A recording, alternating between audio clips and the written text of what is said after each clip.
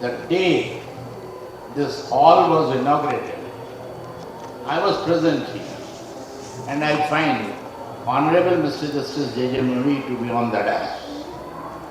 I was just feeling कि इस DISE के ऊपर केवल इनॉग्रेशन हो और चले जाएं, इसकी जगह पर कम से कम एक बार कॉन्स्टिट्यूशन के ऊपर और साथ ही साथ कुंभ मेले के अंदर उसकी क्या उपयोगिता है, इस पर एक डिस्कशन या सेमिनार होनी चाहिए। सेमिनार को ऑर्गेनाइज होने में आप लोग जानते ही हैं, ये सेमिनार हमारे यहाँ पूरी तरह से संस्कृति विभाग उत्तर प्रदेश तथा साथ में India Think Council Saurabh Pandey के द्वारा आयोजित की जा रही है। मैं संस्कृति विभाग उत्तर प्रदेश और अपने माननीय मुख्यमंत्री जी का आभारी हूँ कि उन्होंने इस कंसेप्ट को सोचा और हमें अनुमति दी कि हम यहाँ पर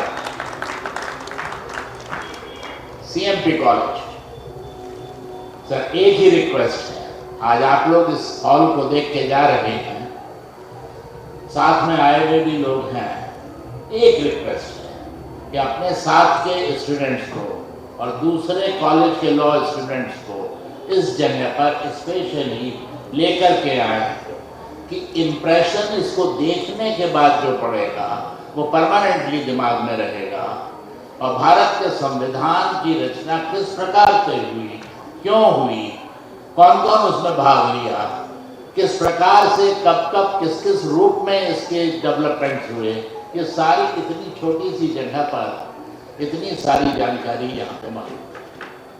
जैसे एक छोटी सी जानकारी, 15 महिला सदस्य, उनमें से 3 चली गई तो 12 रह गए। ये जानकारी मुझे इसी हॉल में मिली और 12 की 12 महिलाओं का फोटो भी यहीं मिला। गजराज, हमारी संसद की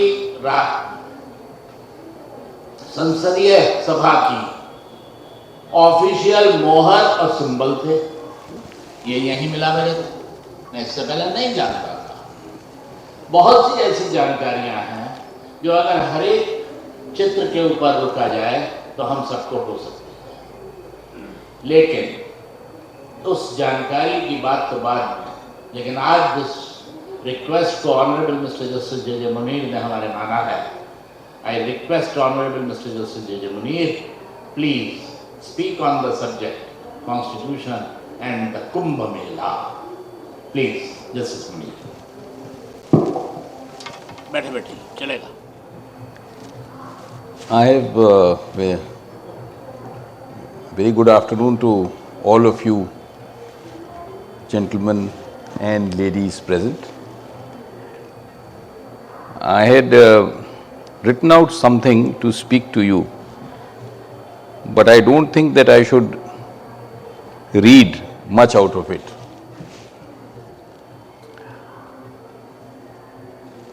The tradition of Kumbh is very old in this country, and old would not be an appropriate word.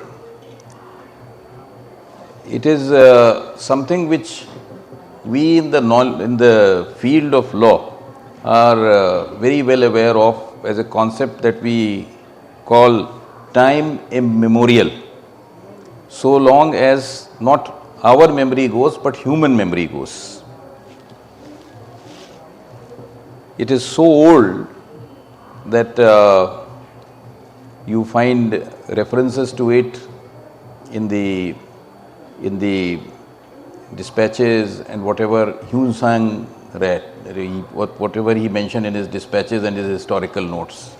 Now, he came here in the BC, right? There are earlier dispatches also about the happening of the Kumbh. And this was as an event when everybody congregated and had a mela where people came and discussed religious things. Ultimately, it was a place where you came close to spirituality.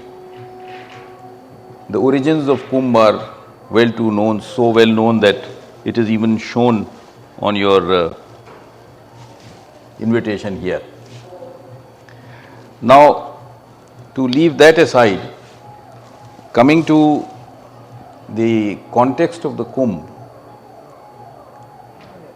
in the constitutional perspective, what I feel is that Kumbh is a place where everyone comes forth to disclose, share, profess, practice the kind of words that have been used in Article 25, the Constitution. His view of the religion. We have so many different views. We come here, उनको आते हैं, हम लोग share करते हैं कि हम धर्म से क्या मतलब समझते हैं, हम इसको कैसे प्रैक्टिस करते हैं। सबका गोल एक ही है, सारे धर्म जितने हैं गोल एक ही है, वो समझना जिसको मनुष्य आसानी से समझ नहीं सकता। स्पिरिचुअलिटी, गॉड, ब्रह्मांड क्या, जिसको हम आसानी से नहीं समझ पाते हैं, वो सब हमको धर्म बताता है, हमारी साइंसेस नहीं बताती हैं उसको। तो यहाँ पर आके हम किस तरह से उस धर्म को समझते हैं, किस तरह से हम अपने स्पिरिचुअल गोल्स को अलग अलग रास्तों से परसू करते हैं, वो सब यहाँ पर देखने को आपको मिलता है, हम उसे शेयर करते हैं। अखाड़े ही आप देख लीजिए तो नागा साधु बाबा आते हैं, वो अलग तरह से करते हैं, कोई दूसरा आता है वो अलग तरह से करता है। आप उसको देखते जाइए और समझते जाइए, कोई किसी से कम नहीं है, सब ने अपने अपने जगह पे ऊंची जगहों पे पहुँचे हैं। लेकिन ये शायद आप सब कभी साथ बैठ करके एक दूसरे के साथ ना बैठ के बात कर सकते थे, ना आप उन्हें देख सकते थे, ना वो एक दूसरे को देख सकते थे, अगर ये कुंभ ना होता। हमारा देखिए आर्टिकल 25 जो है वो एक बड़ी इम्पॉर्टेंट बात है, जो कहता है कि subject to public order, morality and health, बड़ी इम्पॉर्टेंट चीज़ है ये, and to other provisions of this part, all persons are equally entitled to freedom of conscience and the right freely to profess, practice and propagate religion.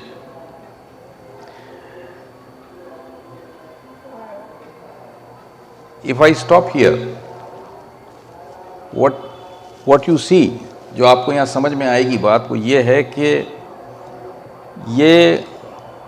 ये नहीं कहता है कि एक रिलीजन दूसरा रिलीजन सब जो हैं फ्री हैं, जैसे चाहें रिलीजन जो चाहें प्रैक्टिस करें, बल्कि ये भी कहता है साथ में कि जो इस रिलीजन को प्रैक्टिस करने वाले हैं वो इसको जैसे चाहें प्रैक्टिस करें।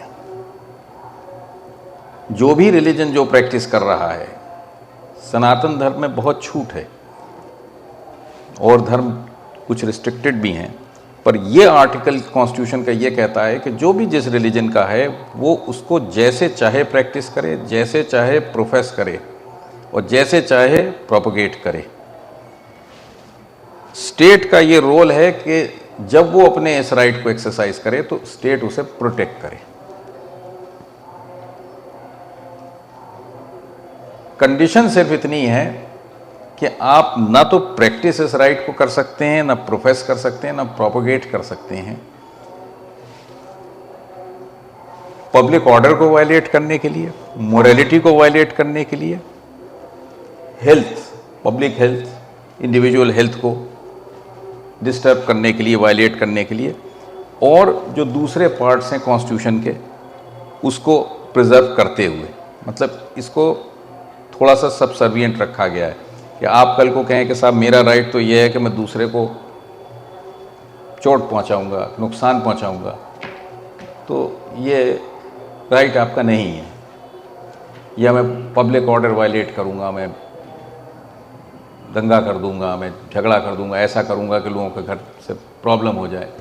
नहीं, ये राइट नहीं है आपको, वो नहीं है तो आपको राइट है और स्टेट आपको डिफेंड करेगी। जब आप इस मेले में आते हैं तो आप ये देखेंगे कि अलग अलग विचारधारा रखने वाले सनातन के अंदर सब अपनी तरह से अपना जो रिलीजन का नज़रिया है, जो उनका पॉइंट ऑफ व्यू है, जो दृष्टिकोण है, उसको आपके सामने रखते हैं। कैसे वो प्रैक्टिस करते हैं वो भी आपको समझाते हैं। जैसे मैंने नागा बाबू का आपको सादा बताया, साधु कैसे रहते हैं, करते हैं, उनका एक ढंग है, आपका ढंग वो नहीं है, पर वो आपको बताते हैं कि देखिए ये भी ढंग है कि स्पिरिचुअलिटी को परसू करने का। कोई और आता है, कोई और अखाड़ा आता है, उनके ट्रेडिशंस एकदम अलग हैं, वो भी आपको दिखाते हैं। तो ये एक ऐसा संगम है जहाँ पे सब लोग आकर के मिलते हैं, एक दूसरे का जो दृष्टिकोण है उसको समझते हैं और कुछ सीख के जाते हैं। क्योंकि हमें छूट है कि हम जैसे चाहें अपने रिलीजन को प्रैक्टिस करें और जब चाहें उसको प्रैक्टिस करें।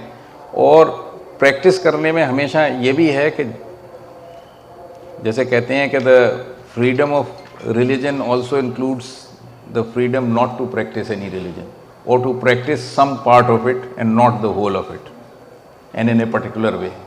थोड़ा सा करें, इतना करें, उतना करें।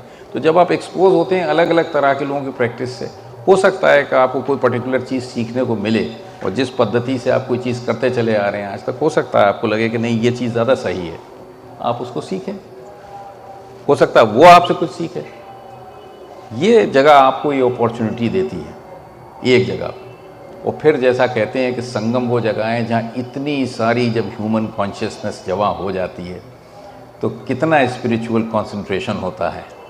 ज़रा आप सोचिए, सब जहाँ उस परमात्मा की तरफ ध्यान लगाते हैं, इतनी ज़्यादा लोग होते हैं तो कितना स्पिरिचुअल कंसंट्रेशन होता है। इसका बेनिफिट सबको ही मिलता है। ये उन बातों से अलग हैं जो कि संगम का महत्व है, संगम कौन सी जगह है, किस टाइम पे ये होता है, महाकुंभ जो है वो जब होता है तो वहाँ पे हम लोग क्या चीज़ वो करते हैं, कौन से नक्षत्र होते हैं, उसके क्या हमको बेनिफिट मिलते हैं।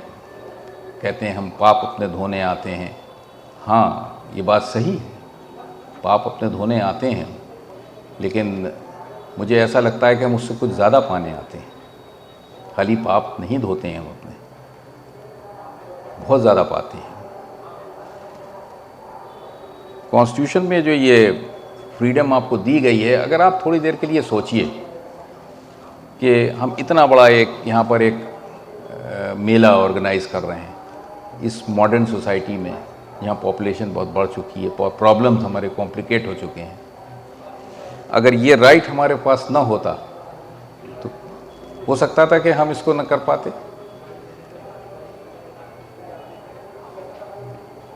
तो ये राइट हमको मिला हुआ है, हम इसको अच्छी तरीके से ट्रीट करते हैं। जो रिस्ट्रिक्शंस हमारे ऊपर हैं उनको हम लोग ऑब्जर्व करते हैं और कोई प्रॉब्लम हमें नहीं होती किसी तरीके की।